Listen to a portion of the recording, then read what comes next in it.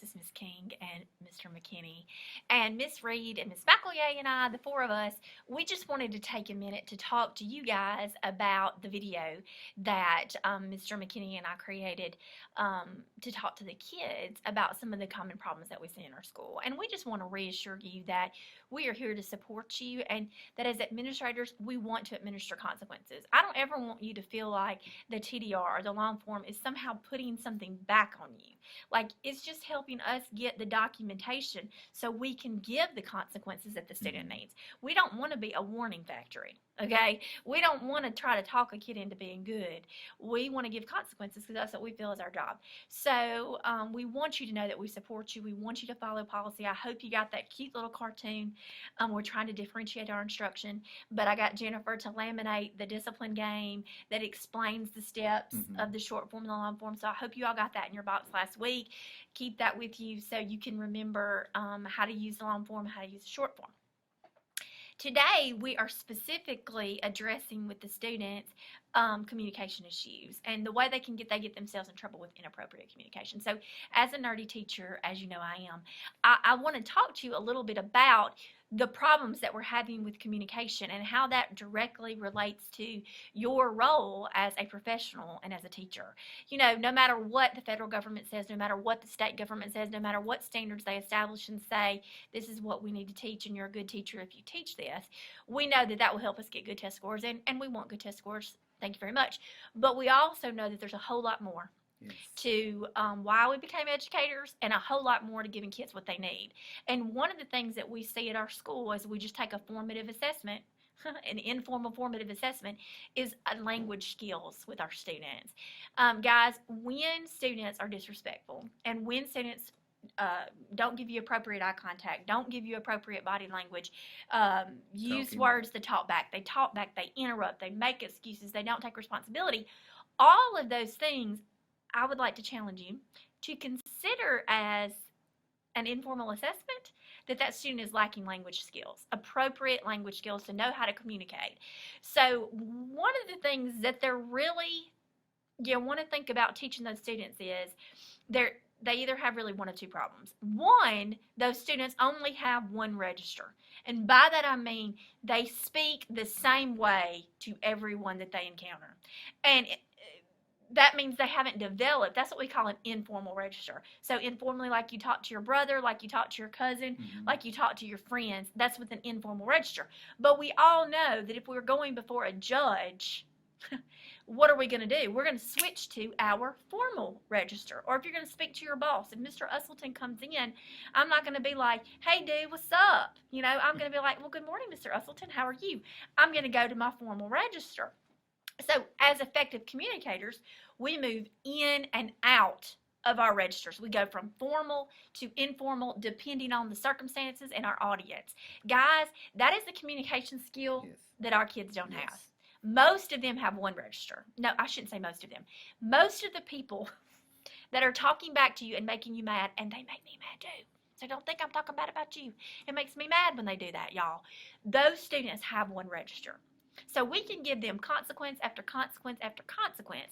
But what we have to do for those students is we have to teach them that they need a second register. They have to develop a formal register. And you need to help them realize that that is not the way that we speak to adults and teachers and professionals. So they need two registers. We've got to begin to develop the formal and informal. And one way we're doing that in language arts is on the carpet. And on the carpet, what you're doing with your students is you're helping them to develop a formal register. You're teaching them how to agree.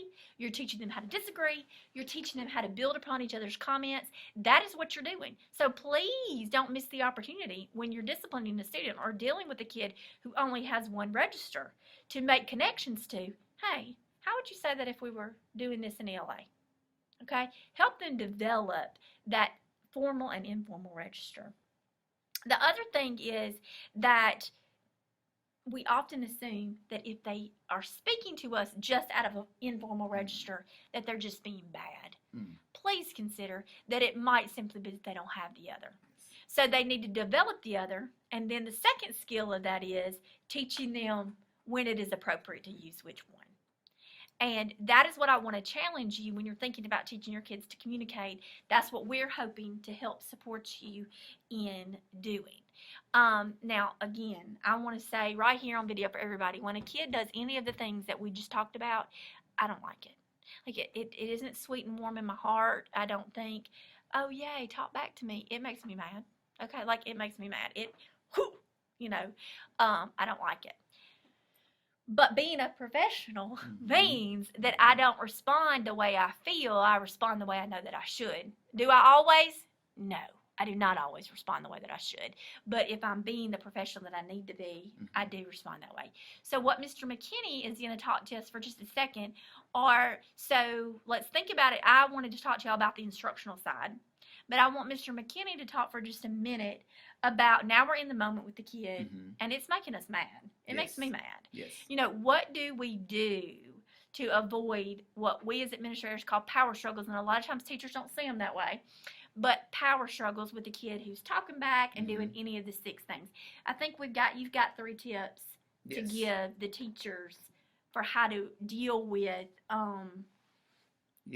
power struggles are informal register that is very disrespectful. Absolutely. Again, guys, we don't like it, but it's something that we realize that we have to deal with. And one of the things that we have realized is this is a different generation. As time goes on, generations change, and we have to realize what's going on. And just like Ms. King said, those informal registers, they do what they see done in their community, at home. So we, as professional educators, have to stick with what we know that works in life, okay? Stick with what we know that is going to make them productive citizens. And one of those things is realizing that, hey, they don't have this tool, and we have to teach them. So we take teachable moments. When that kid is acting up, when that kid is doing something disrespectful, we can't automatically say in our mind, this kid is bad. Okay, the kids that need the love the most do it in the most unloving ways. So we have to realize that we have to do something to get this kid back, or to get it to a place where we can teach, or we can do the things that we need to do. So when a kid is doing something wrong, the first thing we need to do is to calm the situation ourselves. We have to calm down.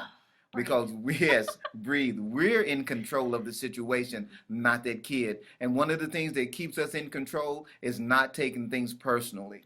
Okay? Because hard. Yes, it is really hard. Because when that kid is just getting on your nerves, doing what you're telling him to do, we take it as, hey, he's doing something against me. But no, actually, that kid is just acting out what he knows or what she knows. And we have to teach. It is a teachable moment. We had to be taught, okay, guys? If you say to yourself that I done everything right, you're wrong. You didn't do everything right. We have to be taught, just like they have to be taught. So we have to make those situations relational, okay? We have to relate to that kid. We should know that kid. You should know your students. Even if you see a student in the hallway, another thing that I'll say, that student that's not in your room, that's in the hallway, that's our kid, okay? That's our kid. That's not Miss whoever kids, that's your kid too. That's one thing about relationship. That kid has to come through those doors feeling that everybody at this school loves them. And that's one thing, thing that we want to give to you today, is to know that you break down those barriers by you calming yourself. You take a minute to relax. Yes, it is definitely hard to relax, but these are the tools that we use. We have learned as administrators that we can take control of any situation by relaxing. Okay, because if you go at that kid, do this, what do you expect that kid to do? Remember that informal register, he's coming right back, and there's that power struggle beginning right there. When you take it out of that kid's hands and put it into yours, then you keep that power. You know, if you yell at a kid, or you got to think about yelling at somebody, they're going to go home. The kid is going to go home and say, my teacher yelled at me. Okay. Ms. King said something I think is wonderful. If you can talk to that kid as if their parents were there, and that if you keep that in mind, that is a wonderful tool to have. So you can say the same thing when that parent call you and say, "This is what I said." But if you yelled, you yelled. You have to own it, That's and right. that's another thing that we talk about. You have to own Mhm. that you do. Just like we tell the kids, if you did it, you did it. Mhm. Nobody's perfect, but you please own what you do, and Mhm. that's a powerful thing to do. Absolutely. I was thinking about when you were talking. I wanted to say one other thing that I can't remember. Yeah, absolutely. We're not Yes. perfect. No, we're not Own it. perfect. Own it. Ask questions to avoid the power struggles. Think about Yes. that relational model over the authoritative model. Don't take it personally, which is so stinking hard. And we know it is. And then when you do mess up, admit it. When you mishandle communication, admit it to a parent, admit it to the kid. Yes. Sometimes Yes. the kids respect you. They know if when you can admit that you were wrong. And so again, we really just want to encourage you to Mhm. see this behavior problem as an opportunity to reteach. And I know that's what I was going to say. One thing that I'm really proud about our school is that every single time that I happen upon a kid, and y'all, I want to know every kid's name, and I want every kid to think I know their name. I really do. Mr. McKinney does too. We want the kids to feel like we know them. But when I happen upon a kid that is disrespectful, Mhm. it happened this morning, and I went and asked Miss Liebenhout. I'm like, red folder, you know, and Yeah. they are. They're Yeah. either going to be a red folder student or they're going to be a special education student because they really are. They're Mhm. identified already. Yes. So Yes. if a student has a red folder and you bump into them, I encourage you to notice the red folder in their hand and handle them accordingly. Even if you do need to go say something to McElroy or to Miss Liebenhout or Miss Crom about how to handle that student, that's what I did when I happened upon someone that was not, acting the way that we normally act. And Yes. so I really encourage you to reach out to your resources too of Mhm. your behavior and your SPED folks that can help you know how to avoid power struggles with someone else's kids because Yes. it's hard to have that relationship with somebody in the hall. Yes. But realize if they're out there, they might be a behavior student. So you can get some information from the counselors or your administrators about how to better help that student. Guys, we're so thankful to have you on this team. Mr. McKinney and I Yes. were reflecting, the principals and I were reflecting this morning about what we do to improve our practice. And we feel like when we find ourselves sitting around talking about something, maybe what we should do is teach about it. Yes. So that's what this video is. It's our differentiated instruction again on how to help the kids and how to help you because we want nothing more than for you to be successful. We love you. We appreciate you. We're trying to avoid as many meetings as possible, but we still feel like it's important to transmit significant information. So thank you for watching this 12-minute and 48, 9, 10, whatever second video. Thank you, guys. Thank you. Thank you.